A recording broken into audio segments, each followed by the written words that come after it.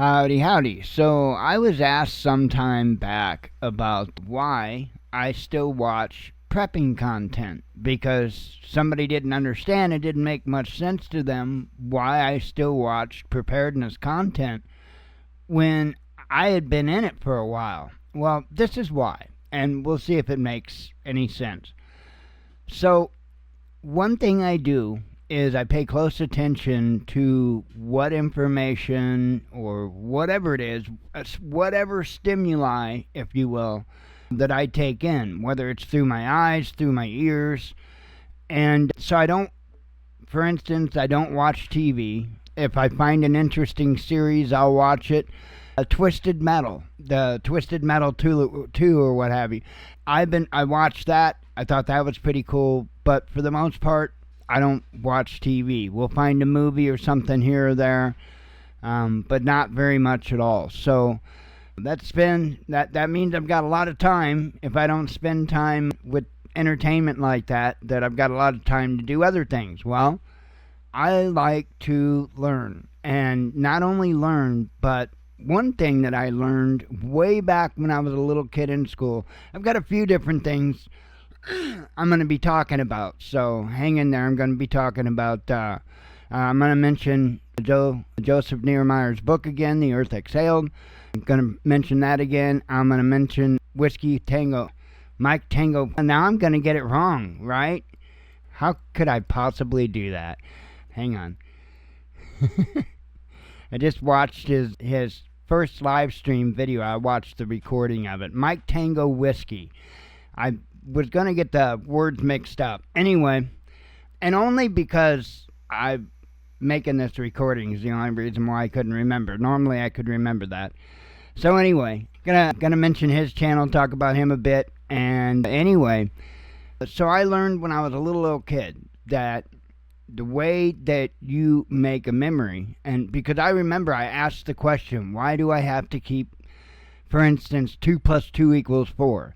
Why did I have to do it a gazillion times when I was a kid? And the answer is, that is the way, by repeating something like that, you are burning a pathway into your brain. Imagine making a trail in the woods.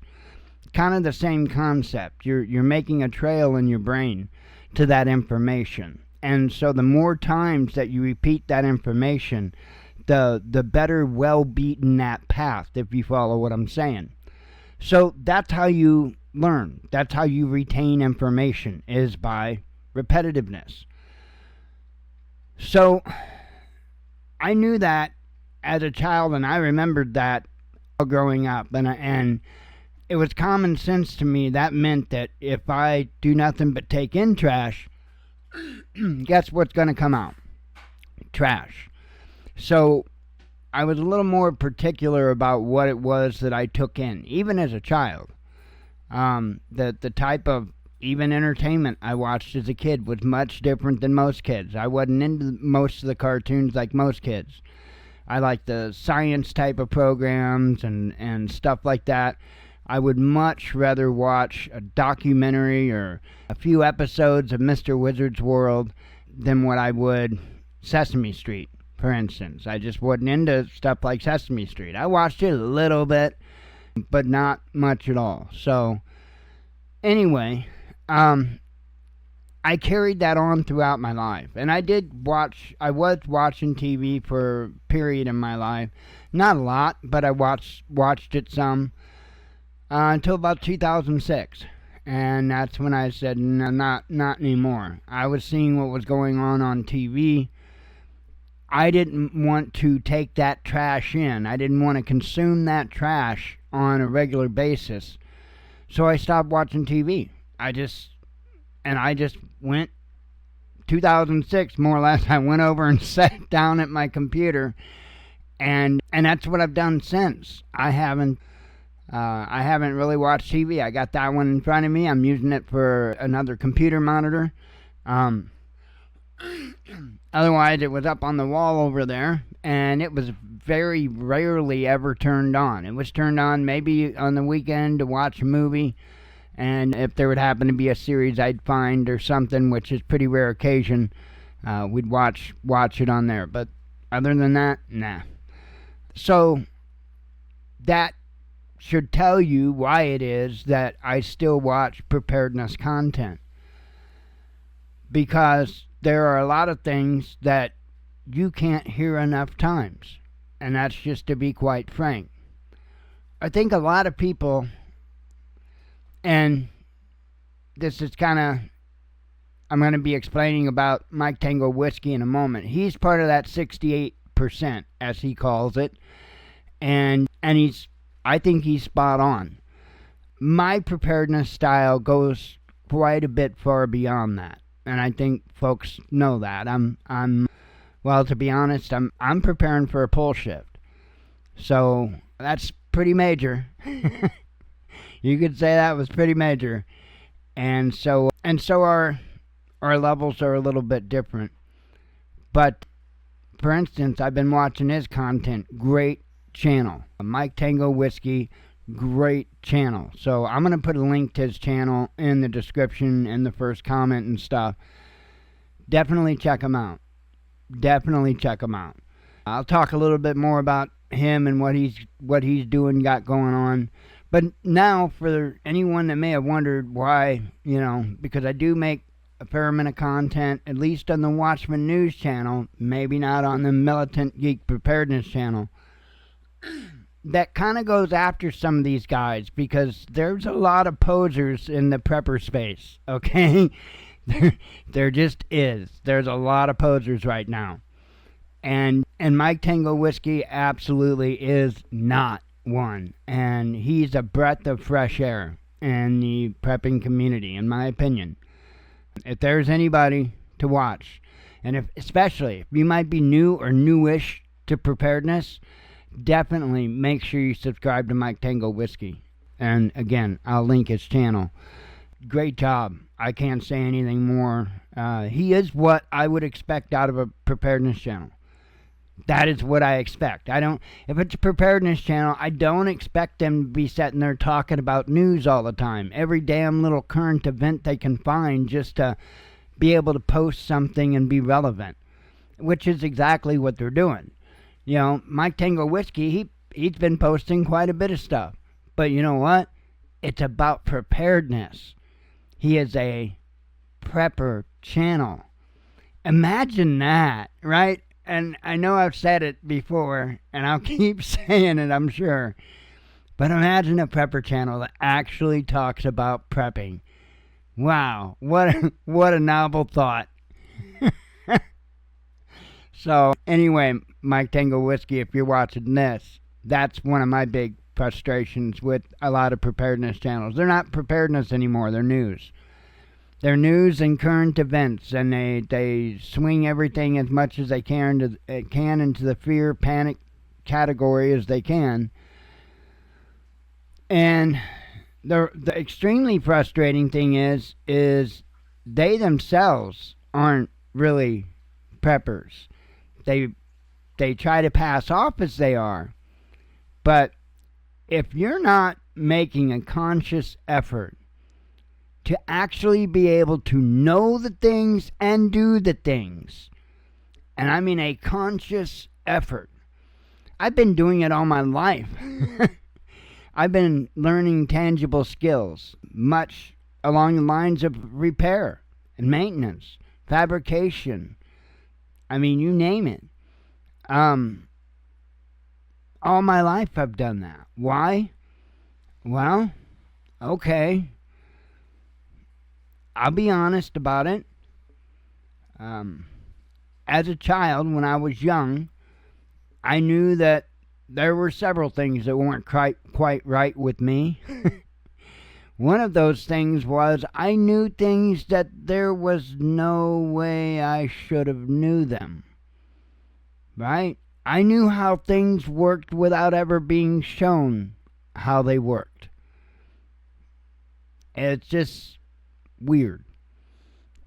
I've been that way my entire life. So it frustrated me for a good part of my life, to be honest, because why? Why would you give me that? right? Well, I didn't understand. And it frustrated me. It made me mad. One of the reasons I was mad is because I didn't have to work for it. I didn't really have to work for it. It just came to me. And that actually had frustrated me quite much. And I couldn't tell you how many times as a child I had asked why. And I was always given the comforting feeling that it was to prepare for something very, very big. And so I've spent my life learning what I can. Actual, tangible skills that will be useful no matter what the situation is. If you can fix stuff, if you can fabricate stuff, if you can, I mean, you're not going to run out of stuff that needs to be done. That's for damn sure. And isn't that probably one of the most important things in preparedness, that in those communities, because they will be communities, whether people like it or not, it will wind up communities. What could be better than being able to position yourself as an asset in that community?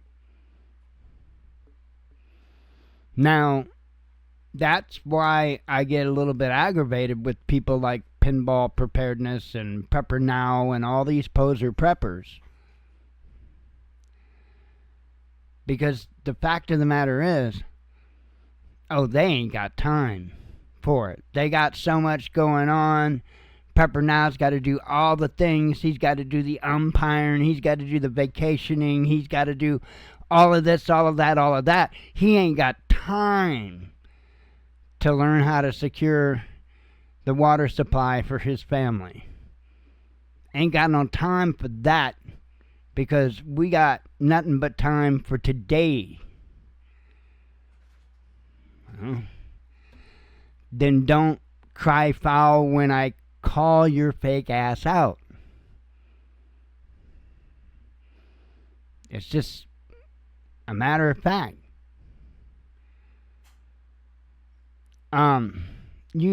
Priorities. You make time for what's important.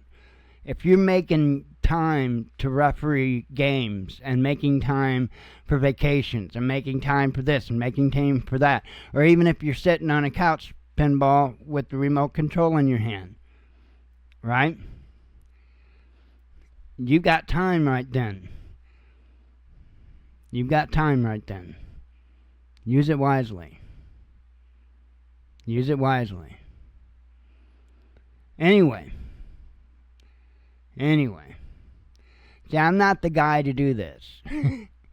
I wonder why. I'm not the guy to do this. I'm too honest. I'm not going to play the little YouTube games of playing nice. I'm not going to go along to get along. I'm going to be honest. And I'm going to be me. I'm not going to have some fake persona, attach some fake ego, some kind of a way that I speak or present myself any different than what I really am. That is all a part of let your yes be yes and your no be no. You're not supposed to put on a fake persona. Nope. So anyway, Mike Tango Whiskey is the opposite of me. He he knows how to present himself and remain a respectable person and not do what I do. But he does a good job, and he covers preparedness. And he does it in a common sense way. He's not, again, he's in the 68%. So he's not a doomsday prepper. He's not, not a lone wolf gonna run out into the woods and hunt and fish his way to prosperity. No, he ain't any of that. He's got his head on straight, and he knows what he's doing. and a good channel to listen to. So, MikeTangoWhiskey, I'll put a link down there. And just one other thing real quick, I want to remind folks of the book. Like I said, that I'm more of a doomsday type of prepper. Why? Because of pole shift. And there's not a lot of, I mean, you can read up information, of course. Ben Davison, whether you know him by Suspicious Observers or Space Weather News, he is a must to follow on the matter.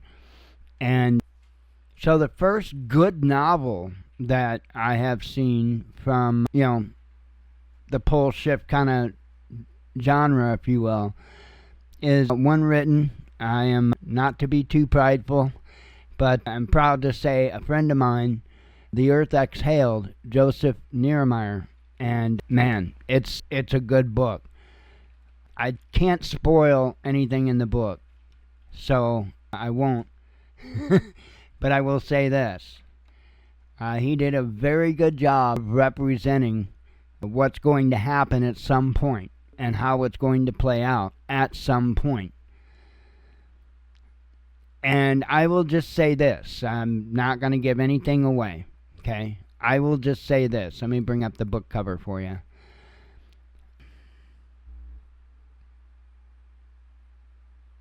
My preparedness plans include ways